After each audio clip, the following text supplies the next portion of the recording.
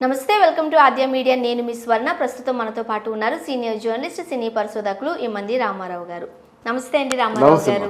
రామారావు గారు, ఏఎన్ఆర్ గారు నాగేశ్వరరావు గారికి పెద్దగా చదువుకోలేదు, బట్ ఇండస్ట్రీలో ఒక అంటే ఏఎన్ఆర్ గారు అని అంటేనే ఇటు అందరికీ ఫ్యాన్స్ చాలా మంది.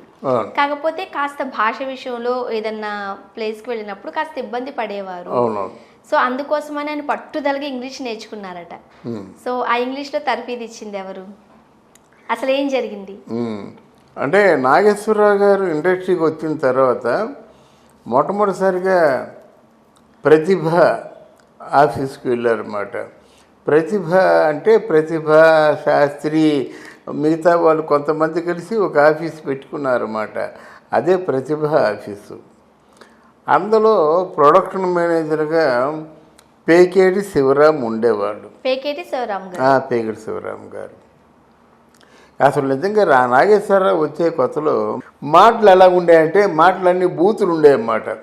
అవి నీ అమ్మ నీ అక్క అని అంటుండేవాడు ఆయన.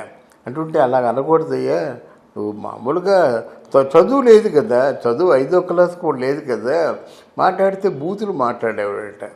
ఆ మాటలను అన్నింటినీ నువ్వు చాలా చక్కగా ఉన్నావు, నీకు మంచి భవిష్యత్తు ఉంది, నువ్వు ఇలా మాట్లాడితే ఎలాగని చెప్పి ఆయన చేత సున్నితంగా మంచి భాషని మాట్లాడడం నేర్పారట.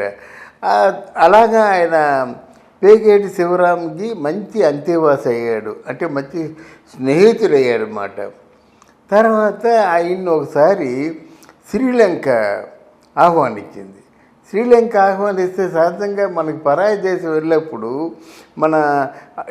వాళ్ళకి తెలుగు రాదు, మనకి ఆ లంకలో ఉన్నటువంటి ఆ ట్యామిల్ ఏదో ఉంటుంది కదా, ట్యామిల్ కాదు ఇంకేదో భాష ఉంటుంది, అక్కడ ఆ భాష మనకి రాదు కనుక మొదట్లో వాళ్ళు ఇంగ్లీష్లో మాట్లాడారట.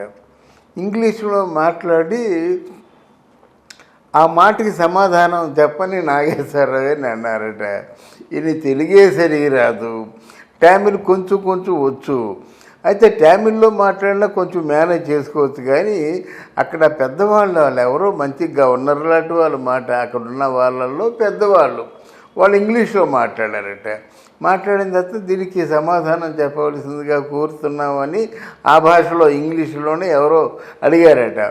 అప్పుడు నాగేశ్వరరావు గారు విధి లేక లేచి, అయితే ఒకటి ఇందులో మొదటి నుంచి వీళ్ళలో గొప్పతనం ఏంటమ్మా, నాకు ఇంగ్లీషు రాదు అనేంత మాత్రం స్పష్టంగా చెప్పేశారట. ఇంకెందుకు మీరు ఇంగ్లీష్లో సమాధానం చెప్పమంటున్నారు, నాకు ఇంగ్లీష్ రాదు, నన్ను క్షమించండి అని తెలుగులో చెప్పారట. అయితే అందరూ గోళ్ళు నవ్వారట. అయితే ఇంకా అప్పుడు నాగేశ్వరరావు గారు మామూలుగా రూమ్కి వచ్చేసి భోజనం చేయకుండా అలా ఏడ్చుకుంటూ కూర్చున్నాడట.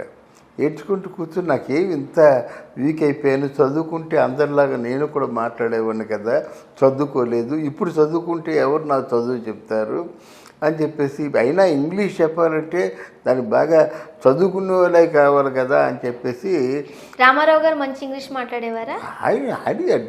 ఆయన బిఏ కదా, బిఏ హానర్స్ ఆయన వేరు. ఆయనకి ఆ రోజుల్లో రిజిస్టర్ ఆఫీసులో సబ్ రిజిస్టార్ ఆయనకి అన్నీ. ఇప్పుడు అయినట్టయితే ఏదో చాలా పెద్ద పదవిలో ఉండేవాడు ఆయన. అది రామారావు గారు వేరు కదా. రామారావు గారు చాలా మంచి ఇంగ్లీష్ మాట్లాడేవారు, మంచి ఇంగ్లీషు రాసేవారు. మంచి ఇంగ్లీషు రాసేదాన్ని మాట్లాడేదాన్ని ఏమంటారంటే ఫ్లవరీ లాంగ్వేజ్ అంటారు. అంటే ఇంగ్లీష్లో చాలా అందమైన పదాలతో మాట్లాడేదాన్ని ఫ్లవరీ లాంగ్వేజ్ అంటారన్నమాట. అది రామారావు గారి తాలూకు గొప్పతనం అది. తర్వాత ఎంత అందంగా మాట్లాడతాడో మహానుభావుడు, అంత అందంగా రాస్తాడు. చాలా అందంగా ఉంటుంది హ్యాండ్ రైటింగు.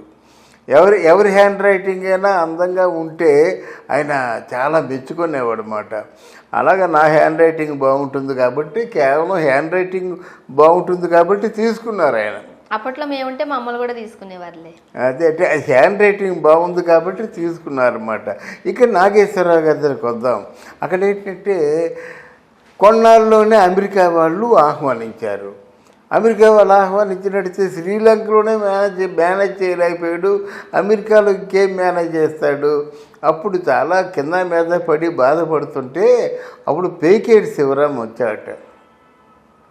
నువ్వేం బాధపడకు, ఒక్క నెల రోజుల్లో నేర్పేస్తాను నేను, ఇంకా తర్వాత కదా వెళ్తావు నువ్వు, ఆ వెళ్ళేలోగా నీకు మాట్లాడడం వచ్చేస్తుంది, తర్వాత నువ్వు పట్టుదల పడితే తప్పకుండా నేర్చేసుకుంటావు అని చెప్పేసి ఇంగ్లీష్లో మొదటి నుంచి పదాల దగ్గర నుంచి మాట్లాడడం, ఉపన్యాసం ఇవ్వడం వరకు నేర్పాడట. ఇది నాగేశ్వరరావు గారి పట్టుదల ఎక్కువ కదా. ఆయన ఇంగ్లీష్ని అమెరికన్ యాక్సెంట్ కూడా నేర్చుకున్నాడు అన్నమాట. తీరా అమెరికా వెళ్ళిన తర్వాత అమెరికాలో మాట్లాడుతున్నట్టయితే ఆయన అమెరికాయే కాకుండా మరొక 10 దేశాలు వెళ్ళాడంట. 10 దేశాలు వెళ్తే 10 దేశాల్లో కూడా ఇంగ్లీష్లో మాట్లాడి ఉపన్యాసాలు ఇచ్చి వాళ్ళ చేతము ప్రశంసలు పొంది చాలా గొప్ప అంటే మెచ్చుకున్నారట. 1 మంత్లో ఇక్కడ నేర్చుకొని అమెరికా వెళ్ళాడు. అమెరికాలో ఉపన్యాసాలు ఇవ్వడం కాకుండా అమెరికాతో పాటు 10 దేశాలు తిరిగాడు, 10 దేశాల్లో కూడా మాట్లాడాడు. ఇంకా నాగేశ్వరరావు గారు మాట్లాడడం మామూలుగా మాట్లాడు, యాక్సెంటు అమెరికన్ స్టైల్లో మాట్లాడతాడు అన్నమాట. మాడ్యులేషన్ చాలా బాగుంటుంది. బాగా చదువుకున్న వాళ్ళు ఎందుకు నాగేశ్వరరావు గారికి ఇంగ్లీష్ మాట్లాడమని చెప్పినటువంటి పేకేటి శివరాం కూడా అలా మాట్లాడు, దట్ ఈజ్ అంటాడు, కానీ ఇలా మాట్లాడు. ఇది చాలా గొప్పగా మాట్లాడతాడు అన్నమాట. అందుకే తనకి పేకేటి శివరాంకి మంచి బహుమతులు ఇచ్చాడు.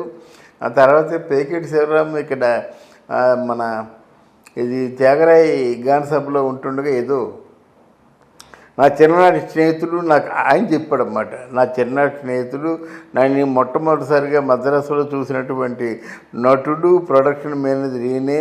తర్వాత నీ కష్టాల్లో ఉన్నప్పుడు నన్ను ఓదార్చినవాడు, నాకు ధైర్యం చెప్పినవాడు ఈయనే. నేను అమెరికా వెళ్ళే ముందు ఇంగ్లీష్ పదాల దగ్గర నుంచి ఉపన్యాసాల వరకు అంతా నేర్పింది ఈయనే అని చెప్పేసి చంద్రుడిగా నూలు పోగులాగా సత్కరించుకుంటామని చెప్పేసి ఆయన సత్కరించుకున్నాడు అన్నమాట.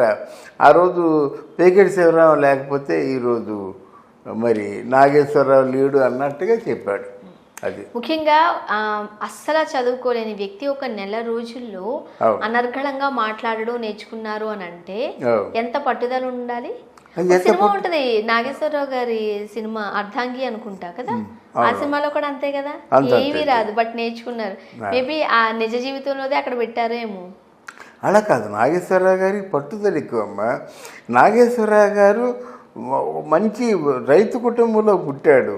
మరి నాగేశ్వరరావు రైతు కుటుంబంలో పుట్టాడా, కానీ మొట్టమొదటిసారిగా ఇంజనీర్ క్యారెక్టర్ వేస్తే ఇంజనీర్లు అలాగే ఉంటారు అనిపించేది. మొట్టమొదటిసారిగా డాక్టర్ క్యారెక్టర్ వేస్తే డాక్టర్లు అలాగే ఉంటారనిపిస్తుంది అన్నమాట. ఈవెన్ జడ్జి క్యారెక్టర్ మరో ప్రపంచంలో వేసినప్పుడు కూడా జడ్జి అయితే అలాగే ఉంటాడనిపిస్తుంది అన్నమాట. ఇన్ని క్యారెక్టర్లకి రూపకల్పన చేసినటువంటి నాగేశ్వరరావు గారు ఆయన ఏం చదువుకున్నాడు, ఏ సొసైటీలో మసలుకున్నాడు. బట్ ఆయనలో ఒక రైతుని, ఆయనలో ఒక కలెక్టర్ని, ఆయనలో ఒక జడ్జిని, ఆయనలో ఒక డాక్టర్ని, ఆయనలో తనకు కావాల్సిన పాత్రలను ఆకలింపు చేసుకొని ఆ పాత్రలో పరకాయ ప్రవేశం చేసి ఇన్ని 100 సినిమాలకి జీవం పోతాడంటే మహానుభావుడు. ఈ చల్లని సమయంలో ఆయన తలుచుకుంటున్నాం. ఈజ్ గ్రేటెస్ట్ ఆర్టిస్ట్ మాట. మంచి విశేషాలు తెలియజేశారు. అవునమ్మా, ధన్యవాదాలు. Thank you very much.